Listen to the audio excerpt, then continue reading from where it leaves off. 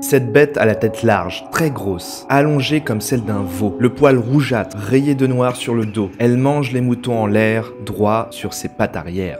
Voici la description de la bête 1764. Oh, quel sujet mes amis. Vidéo spéciale d'Halloween. Je suis content de vous retrouver, j'espère que vous allez bien. Vous allez bien? Quoi de mieux pour cette vidéo Halloween que l'un des mystères les plus incroyables et les plus fascinants de l'histoire de France. La bête du Gévaudan a terrorisé la France au XVIIIe siècle. Et cette enquête, on va la mener ensemble. On va essayer de regrouper toutes les informations que j'ai pu aller chercher par-ci par-là. Et on va essayer d'un petit peu analyser tout ça. Un loup, un chien dressé, un tueur en série, la terre plate. Non, la terre plate, non, ça c'est des notes personnelles, c'est pour une autre vidéo. Je vais vous raconter toute l'histoire et après on va essayer d'analyser tous les suspects possibles. Si mon contenu te plaît, n'hésite pas à t'abonner à la chaîne et n'hésite pas à mettre un j'aime sur la vidéo, bien entendu. Aussi, pour information, je suis en live sur Twitch. Ma chaîne s'appelle Club Codex. Le lien de ma chaîne est en description et description de la chaîne YouTube. Je joue à des jeux historiques, stratégiques qui sont un peu en lien à toutes les vidéos que je fais sur cette chaîne. Donc si tu veux venir papoter avec moi sur des sujets de mes vidéos ou des jeux que je joue, n'hésite pas, rejoins le Club Codex. Plongeons dans la campagne du XVIIIe siècle.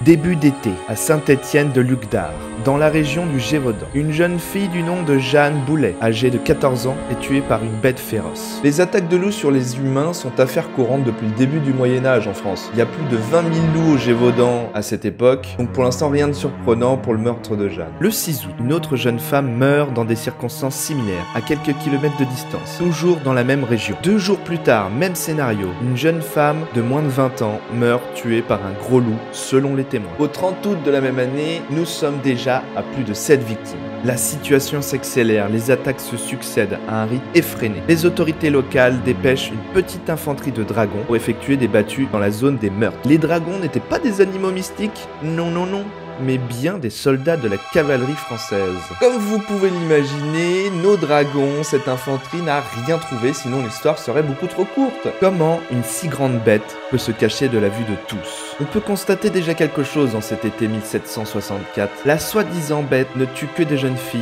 et de jeunes garçons. Les victimes sont mutilées, parfois décapitées et partiellement dévorées. Comme si la bête choisissait ses victimes. Nous sommes maintenant en 1765, soit un an après les premières attaques. La terreur s'installe dans le Gévaudan. Le total des victimes en cette année 1765 passe de 7 à 61. C'est une véritable terreur, imaginez-vous. Vous travaillez dans les champs ou vous êtes berger, vous faites votre métier, il faut rentrer assez vite parce que tout le monde meurt autour de vous. N'importe quel animal, n'importe quel bruit dans les buissons peut être la fin pour vous, quoi. Dans nos campagnes à l'époque, les paysans étaient assez illettrés, pas très cultivés et croyaient dur comme fer à une entité maléfique envoyée par le diable en personne. Mais les autorités locales, plus terre à terre, continuent les battues pour déloger le loup. Ils envoient même 2 chasseurs de loups très réputés pour combattre le canidé. Durant 6 mois, les 2 chasseurs s'installent et traquent la bête dans la région. Le 1er mai de l'année 1765, Jean-François, l'un des 2 tireurs, tire un loup de bonne taille. L'espoir revient dans le petit patelin de Malzieu. « Nous avons eu le loup !» se dit-il.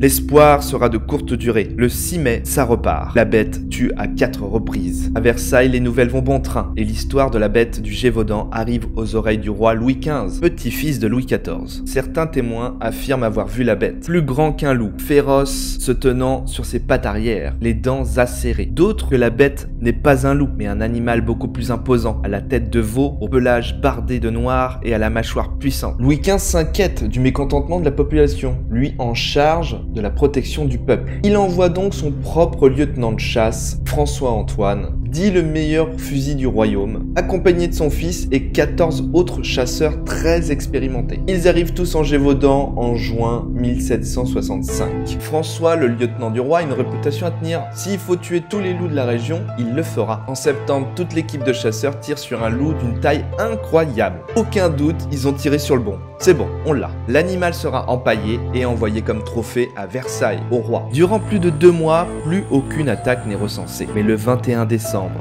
2 victimes sont découvertes, même modus operandi. Parmi elles, une fillette de 12 ans. Les 2 proies ont été égorgées et à moitié dévorées. Le loup envoyé à Versailles n'est pas le bon. Le peuple vit dans la terreur. De nouvelles attaques à la nuit tombée. On recense encore plus de 10 victimes, tous adolescents ou jeunes enfants. Les attaques s'arrêteront 1 an plus tard, lors d'une chasse engagée par des gens du coin. Ils tuent un loup mâle et les meurtres s'arrêtent. Après plus de 3 ans de traque, le monstre présumé a tué beaucoup trop de monde, plus de 80 personnes. Comment la bête est passée au travers de toutes ces différentes battues et chasses successives? Et si l'homme était la bête? Parcourons maintenant les divers scénarios qu'ont pu exploiter les historiens au fil du temps. Toutes les théories que vous allez voir n'ont pas été prouvées, mais vous pourrez mener l'enquête, vous, de votre côté aussi.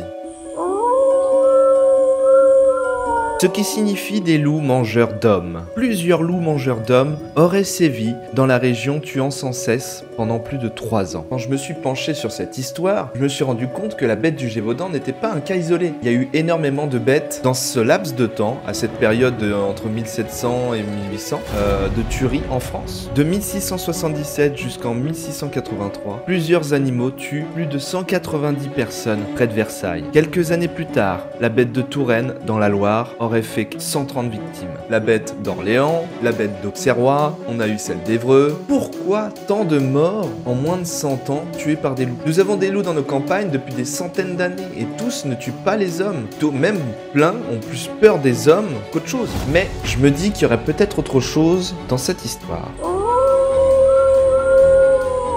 Une hyène ou un autre animal exotique aurait pu s'échapper d'une ménagerie privée ou d'un cirque. Les ménageries privées, c'était des petits zoos que possédaient les puissants et les très riches en France. Donc dans le jardin de Jean-François, votre voisin qui a un château, tu pouvais tomber sur un tigre ou une hyène.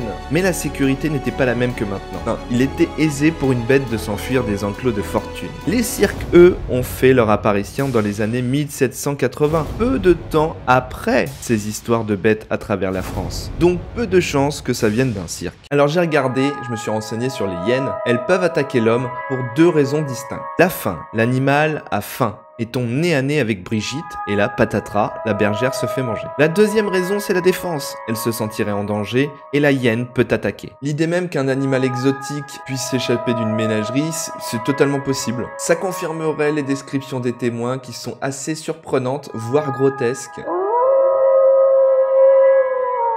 Certains pensent que la bête aurait pu être un chien dressé par un homme mal intentionné. Et oui, plusieurs faits de cette enquête sont assez troublantes et pourraient être plausibles si la bête avait eu un allié. La bête aurait été capable de distinguer l'âge des victimes et de les attaquer de manière sélective et répétée. Comme je l'ai dit avant, la bête a tué principalement des jeunes filles et des jeunes hommes. Le chien dressé aurait pu être protégé et soigné. Le maître protégerait son chien chez lui à l'abri lors des battues organisées. Autre fait...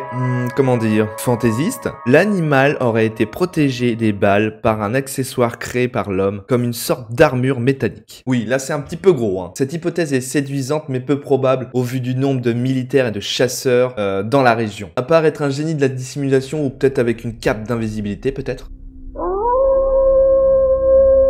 Quoi de mieux comme bête que l'animal le plus dangereux sur Terre? L'homme. L'homme est le plus cruel de tous les animaux. Il est le seul capable d'infliger une douleur à ses congénères, sans autre motif que le plaisir. Cette hypothèse est très séduisante pour les passionnés d'histoire et de complots historiques. Certains historiens pensent que la bête du Gévaudan aurait été un homme déguisé en animal. Plusieurs raisons comme la vengeance, le fanatisme ou la perversion auraient pu être à l'origine de ces actes. L'homme aurait mis en scène de brutales attaques de loups pour cacher ses méfaits. Plusieurs témoins oculaires auraient vu la bête se déplacer sur ses 2 pattes arrière. Comme pour le chien dressé, les arguments de choix de proie, tous de jeunes filles et hommes, le fait de se planquer, de se soigner, colleraient à cette hypothèse. Il est vrai que le fait d'avoir été berné par un animal, les hommes préféreraient se dire que c'est un homme qui aurait berné les hommes. C'est plus facile à accepter pour l'ego d'un homme. Parce que se faire berner pendant 3 ans par un loup, eh ben oui, tu préfères te dire que c'est peut-être plutôt un homme. Pour finir, un homme ou un loup ou une hyène, il y a un ou en trop.